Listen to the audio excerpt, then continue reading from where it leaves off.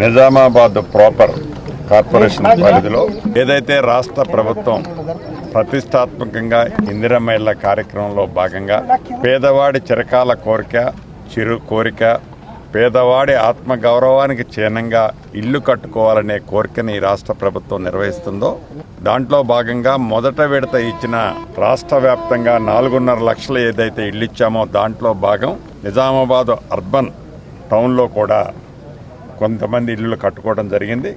ఉదయం స్థానిక శాసనసభ్యులు, కార్పొరేటర్లు, అదే రకంగా గౌరవ జిల్లా కలెక్టర్ గారు, సిపి గారు, ఇంకా పార్టీ ముఖ్య నాయకులు, డిసిసి అధ్యక్షులు, మిగతా నాయకులు, వారితో పాటు పట్టణ ప్రాంతంలో ఉండే నిరుపేదలందరం కలిసి సుమారు ఒక 6-7 ఇళ్ళు కంప్లీట్ అయినాయి. ఒక 3-4 ఫినిష్డ్ స్టేజ్లో ఉన్నాయి. ఒక 3-4 ఇళ్ళు కూడా ప్రత్యక్షంగా చూడటం జరిగింది. వారి ఆనందానికి హద్దు లేదు. ఎందుకంటే మేము ఇల్లే కట్టుకుంటాము అనే ఆలోచన గత ప్రభుత్వంలో మిస్ అయ్యాం.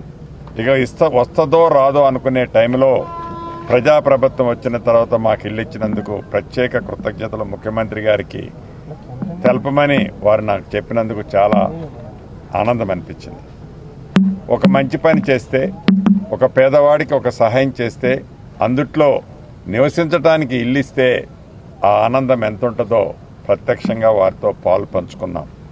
అంతేకాదు గౌరవ అధికారులు ఈరోజు ఇక్కడ ఈ జిల్లా రివ్యూ మీటింగ్ ఉంది.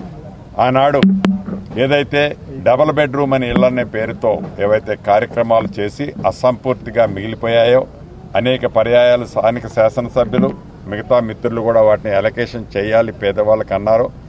సుమారు 400 ఇళ్లు ఈరోజు ఇస్తూ మిగిలిన ఒక 350-400 హౌజెస్ కూడా రాబోయే కొద్ది రోజుల్లోనే వితిన్ 10 days లోపు అర్హులందరికీ ఇచ్చి ఆ బ్యాలెన్స్ వర్కులు, మౌలిక వసతులకు కానీ ఇళ్లకు సంబంధించిన బ్యాలెన్స్ వర్క్ కానీ కంప్లీట్ చేసే విధంగా ఇప్పటికే హౌసింగ్ బోర్డు డిపార్ట్మెంటు వాటి మీద నిర్ణయాలు తీసుకోవడం జరిగింది. ఏది ఏమైనా అర్బన్కి సంబంధించిన దాంట్లో కూడా మార్నింగ్ 1-2 ప్రదేశాలు చూసాం.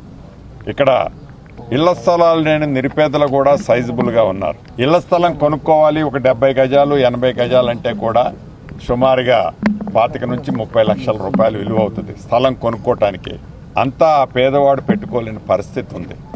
దాన్ని గమనించి ఏదైతే హైదరాబాద్లో ఇందిరమ్మ టవర్స్ ఏర్పాటు చేస్తున్నామో అదే పద్ధతిలో ఇక్కడ కూడా నిరుపేదల కోసం వారు నివసించే ప్రాంతంలోనే ప్రభుత్వ స్థలాలు ఇప్పుడే హౌసింగ్ బోర్డుకు సంబంధించింది ఒక 2 ఎకరాలు గౌరవ కలెక్టర్ గారు, అధికారులు చూపించడం జరిగింది.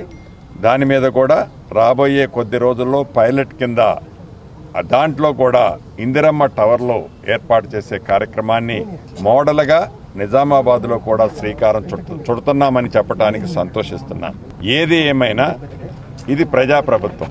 ఈ ప్రజాప్రభుత్వంలో పేదవాడి ఆత్మగౌరవానికి చిహ్నంగా ఇల్లు అనే కోరిక రాష్ట్ర వ్యాప్తంగా, అది పట్టణ ప్రాంతం కానీ, పల్లెల్లో కానీ, వాడల్లో కానీ, ఏదైతే గూడెల్లో కానీ, తండాల్లో కానీ రాష్ట్ర వ్యాప్తంగా పేదవాడి కళ నెరవేర్చే దాంట్లో ఈ ప్రభుత్వం ఇళ్ల విషయంలో ప్రత్యేకమైన శ్రద్ధ, రాష్ట్ర ఆర్థిక పరిస్థితి బాగలేకపోయినా ఇల్లు ఇవ్వాలన్నది ఈ ప్రభుత్వం యొక్క ఆలోచన. ఇల్లు ఇచ్చి తీరతాము.